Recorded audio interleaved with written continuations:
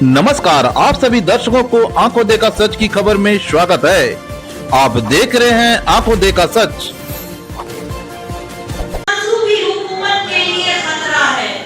एक आंसू भी हुकूमत के लिए खतरा है।